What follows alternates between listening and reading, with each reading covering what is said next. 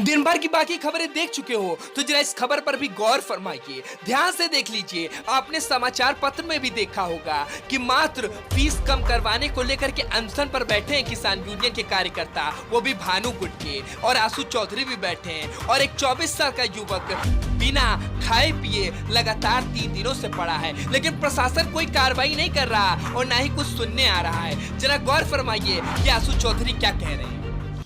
ये आमरण अनशन जो है निजी विद्यालय जो हैं इनके द्वारा जो जबरन फीस वसूली की जा रही है उसके विरोध में 21 तारीख को बाराबंकी के जिलाधिकारी महोदय को पत्र देकर अवगत कराया गया था और पत्र में स्पष्ट रूप से लिखा है कि हमारी मांगों पर अगर संज्ञान नहीं लिया गया तो 27 तारीख से आमरण अनशन स्टार्ट होगा। लेकिन जनपद बाराबंकी के जो तानाशाह प्रशासन है इन्होंने इस पत्र को देखा तक नहीं, शासन भेजने की तो बहुत दूर की बात है। और जब अनशन स्टार्ट हुआ उस दिन इन्होंने जो है शासन पत्र भेजा और उसके बाद हमको उसकी रिसीविंग दिखाने आए थे। तहसीलदार मजिस्ट्रेट जो हैं, तहसीलदार न्यायिक जो हैं, आए थे कि हमने ये लेटर शासन भेज दिया है। जब अनशन पर बैठ गए तब इन्होंने पत्र भेजा। अब सोचिए कि एक संगठन का जो है जिलाध्यक्ष छात्र संघ मोर्चा पुलवर्मा जो एक पत्र 21 तारीख को देता है और जिला प्रशासन उसको कूड़ेदान में फेंक देता है, उस पर कोई संज्ञान नहीं लेता है। जब अनशन पर बैठ गए तब वो लेटर शासन भेजा जाता है। एक आम आदमी की बात ये क्या सुनते होंगे, इससे अंदाजा लगाया जा सकता है कि बाराबंकी जनपद के जो जिलाधिकारी हैं डॉक्टर आदर्श सिंह, मैं उनसे कहना चाहता हूं कि उनके जो कर्तव्य हैं मैं बताता हूं। अब तो ये अनशन, ये फीस माफी को लेकर जो हमारे जिलाध्यक्ष अपुल वर्मा कर रहे हैं, इससे बात खत्म नहीं। भैया वीडियो बंद मत कीजिएगा क्योंकि वीडियो अब स्टार्ट हुई है, क्योंकि अब बात जिलाधिकारी महोदय तक पहुंच गई है और आगे आसू चौधरी ने क्या कहा सुन लीजिए। खत्म नहीं होती है, अब तो बात उठेगी। जनपद के हर एक विभाग में हुए भ्रष्टाचार की जांच की मांग करेगा भारतीय किसान। तो कान खोलकर सुना आपने, अब जांच की भी मांग की जा रही है और आगे क्या कहा ये भी सुनिए। आयकर विभाग वहां से पैसा खाते हैं, बाढ़ विभाग, अभी आप बाढ़ से पहले हमने ज्ञापन देकर अवगत कराया कि जो भी नदी के किनारे गांव हैं उन पर बांध बनाया जाए, वरना बाढ़ आने वाली है, दिक्कत हो जाएगी। आज कितने गांव प्रभावित हैं आप देख रहे हैं, उन बाढ़ का पैसा खाया गया, खनन का पैसा खाया जाता है। और सबसे बड़ा भ्रष्टाचार रजिस्ट्री ऑफिस में देखे जाके 1% एक बैनामे पे पैसा ले जाता है। क्या रजिस्ट्रार अकेले खाता है पैसा?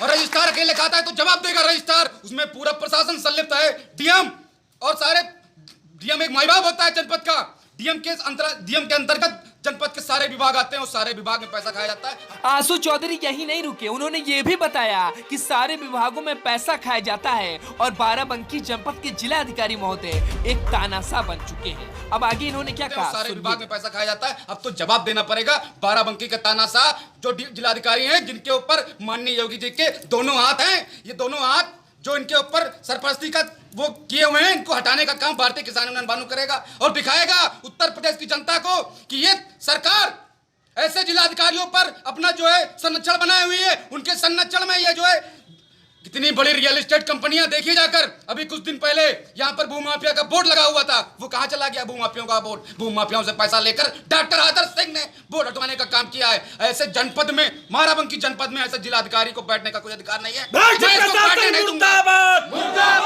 रुकिए, कहाँ चल दिए, अभी वीडियो खत्म नहीं हुई है, अभी आगे और भी कुछ कहा इन्होंने और सुन लीजिए कि जिलाधिकारी महोदय के पीछे ही पड़ गए आसू चौधरी। जरा सुनिए आगे ये क्या कह रहे हैं। आप देख रहे हैं कि 24 साल का बच्चा जिसकी शादी भी नहीं हुई है, ये पूरे प्रदेशवासियों के लिए अभिभावकों की परेशानी को देखते हुए आमरण अनशन पर बैठा है। पानी, भूख सब कुछ त्याग दिया है। ऐसे जिले में जिलाधिकारी के पास 2 वक्त का समय नहीं है, 2 मिनट का समय नहीं कि आकर इनसे हालचाल पूछ लें। और एक बात बताएं, जब मैंने फोन किया तो फोन पे बताते हैं कि जिलाधिकारी के पास इतना समय नहीं होता है, तो बैठने की जरूरत नहीं है मेरे जनपद में। अगर ये जनपद में हमारे काम करेंगे तो हमारी बात सुनेंगे। आइए, जनता के नौकर हैं। डीएम जिले का माई बाप होता है, लेकिन हम लोगों की नजर में वो हेड पब्लिक सर्वेंट है। और एक नौकर को मालिक से कैसे बात करनी चाहिए, ये डॉक्टर आदर्श सिंह को भारतीय किसान यूनियन भानु उत्तर प्रदेश प्रभारी आसू चौधरी एहसास दिलाएगा। तो सुना आपने कि आसू चौधरी ने जिलाधिकारी महोदय को क्या क्या बता दिया और क्या क्या कह दिया। भैया हमने तो ऐसा कुछ नहीं कहा, पर आगे इन्होंने और कुछ कहा है, सुनना चाहते हैं तो सुनिए। आज ये आमरण अनशन, कल से हमारे राष्ट्रीय अध्यक्ष, हमारे प्रदेश की जो कार्यकारिणी टीम है, उन सब लोगों ने आश्वासन दिया है और आने के लिए सब लोग तैयार हैं। लेकिन आज का दिन मैं देख रहा हूं, कल से ये आमरण अनशन एक आंदोलन में बदलेगा, जिसकी समस्त जिम्मेदारी जिला प्रशासन की नहीं, सिर्फ डॉक्टर आदर्श सिंह की होगी। ये आज स्पष्ट रूप से माननीय मुख्यमंत्री जी को एक पत्र भेजने जा रहा हूं, जिसमें जनपद के कुछ अधिकारियों के नाम है, उनकी कार्यशैली के नाम है, उनकी कार्यशैली पर सवाल उठाऊंगा। प्रत्येक विभाग में जितना जितना भ्रष्टाचार हुआ उसके समस्त जिम्मेदार डॉक्टर आदर्श सिंह हैं, क्योंकि वो जिला अधिकारी हैं। क्या वो लिख कर दे दे कि मैं जिलाधिकारी नहीं हूं, मेरा इन कर्तव्यों से कोई पालन नहीं है, मैं कर्तव्यों को नहीं मानता हूं। एक जिलाधिकारी के कुछ नियम कानून और उनका भी कुछ अधिकार होता है, उन अधिकारों से ऊपर हटकर वो तानाशाही करेंगे।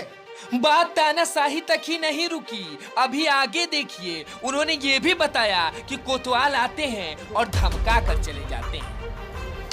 ना ही कोई आया है, आते हैं लोग तो कोतवाल साहब आते हैं और वो चौकी इंचार्ज साहब आते हैं, वो धमकाने आते हैं, बात सुनने नहीं आते हैं कि उठ जाओ वरना मुकदमा लिख दिया जाएगा। तो लिखो मुकदमा। उनके सामने लगभग 10 से 15 हजार की लिस्ट भेजने जा रहा हूं कि कौन सी जेल में जाना है, उस जेल का पता दे दो, मुकदमा ना लिखो, खुद जा रहे हैं वहां अनशन करेंगे। अरे जेल जो है हमारे प्रभु श्री कृष्ण की जन्मभूमि है, हम वहां जाकर अनशन करेंगे। और हमारे महापुरुषों ने भी जेल में अनशन किया है, तब ऐसे जिलाधिकारी बंद इसी कमरे में बैठे, वरना अंग्रेज के घर में झाड़ू पोछा कर रहे होते। डॉक्टर आदर्श सिंह जिलाधिकारी बनने काबिल नहीं है। ये आंसू भैया आप संघर्ष करो। वीडियो खत्म नहीं होने वाली। अभी आंसू चौधरी ने जिलाधिकारी महोदय के बारे में आगे क्या कहा, ये भी सुन लीजिए। और फिलहाल वीडियो को लाइक जरूर कर दीजिएगा। भारतीय किसान यूनियन भानु ये दावा करता है और वादा करता है कि ऐसे भ्रष्ट जिलाधिकारी को जनपद बाराबंकी में बैठने नहीं दिया जाएगा। आपको बता दें, पिछले साल 18 सितंबर को हम लोगों ने जो आंदोलन किया था कुछ मांगों को लेकर, 22 तारीख को हम पर मुकदमा लिखा गया था। यही जिलाधिकारी से एक सवाल पूछा गया था कि 45 लाख जो पेड़ लगाए गए हैं, वृक्षारोपण किया गया है, उनकी नंबरिंग करा दो। तो इन्होंने हमारे ऊपर 22 तारीख को मुकदमा लिखा दिया। आज तक ये हमसे मुंह सामने हमने बैठकर बात नहीं कर पा रहे हैं। कैसे बात करेंगे? ये हर विभाग से पैसा खाते हैं। और सुनिए, कल मेरे पास गुप्त रूप से सूचना आई है कि जनपद बाराबंकी के बड़े बड़े जो निजी विद्यालय हैं, इनके मालिक डीएम साहब के पास गए थे और उन्होंने कहा है कि भारतीय किसान यूनियन भानु पर मुकदमा लिखवा दीजिए और हम आपको प्राइवेट राजस्व भी देंगे। ये तक सूचना मेरे पास है। लिखे मुकदमा, ये पैसा लेकर मुकदमा लिखेंगे तो हमारे घरों में भी लाठियां रखी है, हंसियां रखी है, चलाना जानते हैं हम।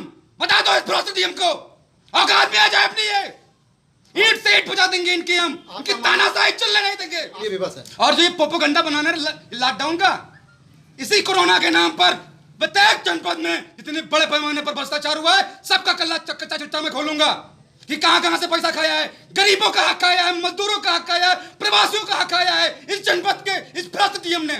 मैं बताऊंगा ना। तो भैया आंसू चौधरी ने जिलाधिकारी महोदय के संबंध में क्या क्या कह दिया, ये तो आपने सुन ही लिया। अब देखना यह है कि सूबे के मुख्यमंत्री योगी आदित्यनाथ इस पर क्या कार्रवाई करते हैं। फिलहाल बाराबंकी जनपद समेत उत्तर प्रदेश के लिए एबीएन न्यूज़ 24 की ब्यूरो रिपोर्ट।